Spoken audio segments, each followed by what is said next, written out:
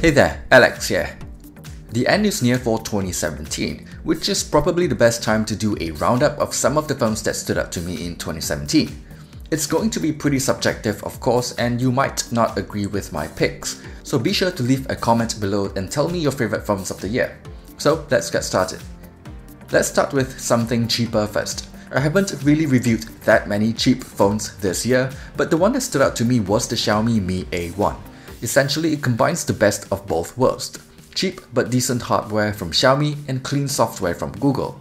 The hardware experience is great for the price point, and that clean Android experience provides a smoother experience than most budget devices. It does have a few minor drawbacks, the lack of NFC for mobile payments being one, and the other would be software updates being handled by Xiaomi, but considering the price of the phone, can't really complain. Then we move on to the phone that I think provides the best bang for your buck this year, and that's the OnePlus 5T. It's a little more expensive than the OnePlus 5 at launch, but it went from just having a decent looking screen to one that looks great.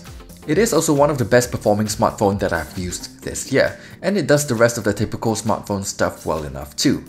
It's not perfect for sure, but at the asking price, it doesn't have to be. If you don't mind not having water resistance or stereo speakers, this is a great value for your money, especially when you consider that it doesn't really cost much more than mid-range devices.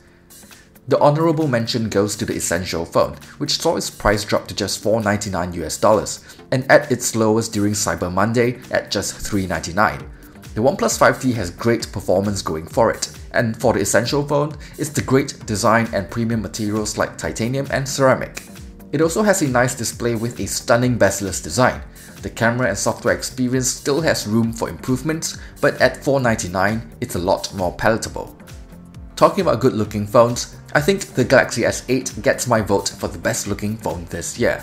The near bezel-less Infinity display looks great, and I love it because of its really compact size and clean design. In typical Samsung fashion, it is pretty much the complete package hardware-wise. The software experience isn't my favorite, but it isn't that bad either.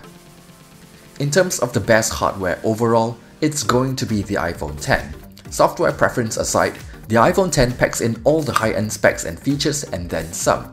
Other than the Face ID sensor, you get a new bezel-less screen that looks great, wireless charging, stereo speakers, water resistance, great camera quality, great performance. It's pretty much the complete package. I think the software probably needs more fine-tuning, and the design of the phone isn't my favorite, but it just does so many things well in terms of its hardware. That complete package comes at a pretty hefty price tag though. My honorable mention goes to the Galaxy Note 8, which is probably the most complete package hardware-wise on the Android side of things. It does pretty much everything well except for an awkwardly placed fingerprint sensor. It even packs in additional features like the S Pen.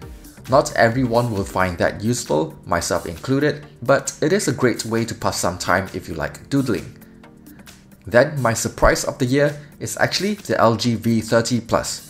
I wasn't really expecting to like the phone seeing how late it entered the Singapore market, but it was a phone I really enjoyed using. It's packed to the gills. Other than your typical flagship specifications, it's also packing an excellent sounding quad DAC, wireless charging, great haptic feedback, and an ultra wide angle camera that is really fun to use. And it's all wrapped in a great looking package. I still think that LG's software design still needs a bit of work, and the front camera could be better. But other than that, the V30 Plus is a surprisingly good phone at a much more reasonable price. This year also brought a couple of interesting hardware innovations, things like HTC Squeezy sites, Essential Phone's modular add-ons, or Apple's Face ID technology. But the winner for me is Samsung's pressure-sensitive home button. It's low-key one of the most useful features for me personally. No matter whether the button is there or not, a harder press will always bring me home, so no need to swipe up first before going home when I'm in a full screen app. It's one of those small features that reduces friction in the user interface, and one that makes me go, why isn't this a standard feature on all phones? Which brings us to the last phone I want to talk about, my favorite phone of the year. Probably not going to be a huge surprise, but it's the Pixel 2, the smaller one, not the XL. It has my vote for hitting all the right notes for me. It has one of the best camera on a smartphone this year. It's a camera that I can just point and shoot, and most of the time, the images will turn out great. The portrait mode is really good too despite having only one camera, and the unlimited Google Photos upload is a huge bonus for me since I upload a ton of photos. Then you get the best Android software experience with 3 years of fast and consistent updates. It's also the first in line to get new versions of Android too. Hardware-wise, it's a pretty complete package to me. Water resistance and a pair of decent sounding stereo speakers. The performance is great and the battery life has been great too. I know it's not the most modern or prettiest looking phone, but it works for me, and I love the smaller size of the phone which lets me use the phone easily one-handed. So this is why the Pixel 2 is my favorite phone of the year. With that, we are pretty much done for the year, so here's wishing you guys a happy new year. Be sure to leave a comment below on what's your favorite phone of the year. Thanks, and see you guys on the next one.